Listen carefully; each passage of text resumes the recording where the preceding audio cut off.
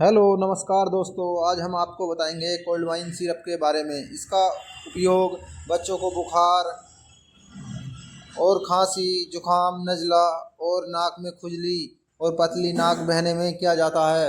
इसके प्रयोग से बच्चे के बुखार, खांसी, नज़ला, जुखाम को कुछ ही मिनटों में दूर किया जाता है। अपने नज़दीकी डॉक्टर से सलाह लें तब इसका उपयोग करें।